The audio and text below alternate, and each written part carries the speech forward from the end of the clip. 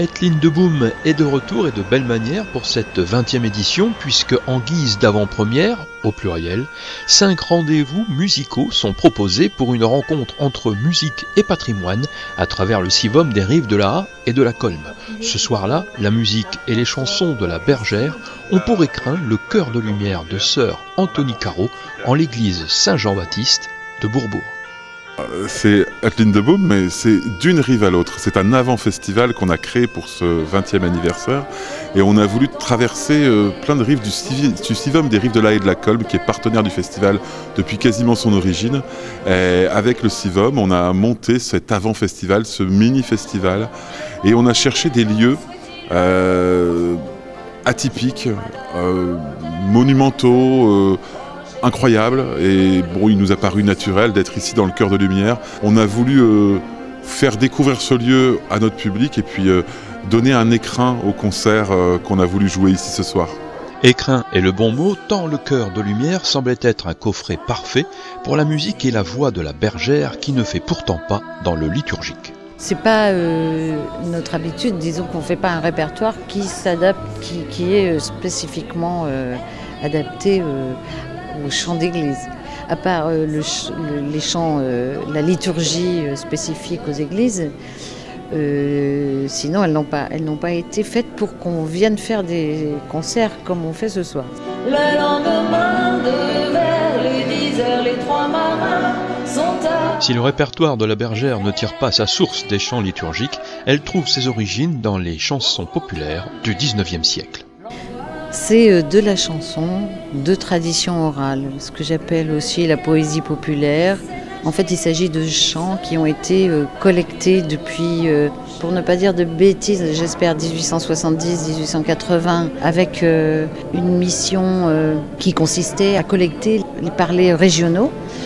Et parmi les érudits qui sont allés faire ces collectages, il y en a qui se sont passionnés pour le répertoire des chansons.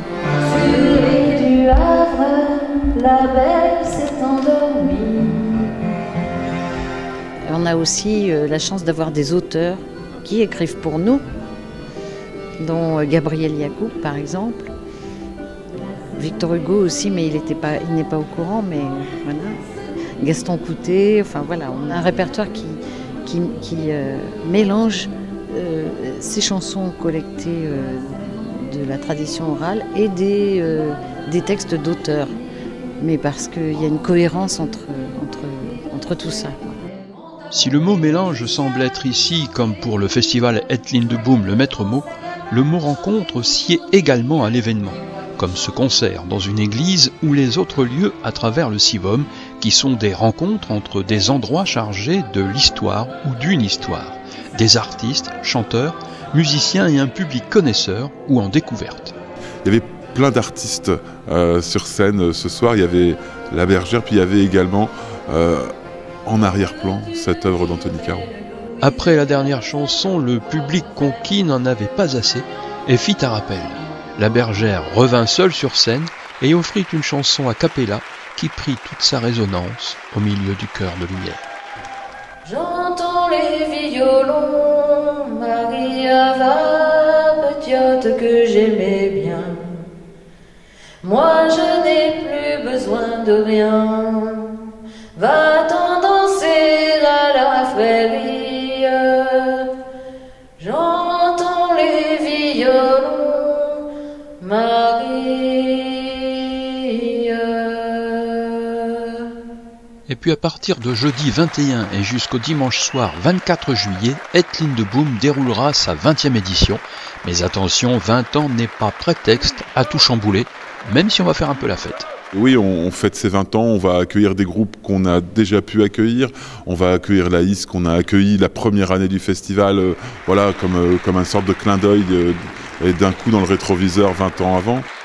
C'est une édition de fête, mais en même temps, on n'a pas voulu se perdre, on n'a pas voulu changer du tout au tout, changer d'identité.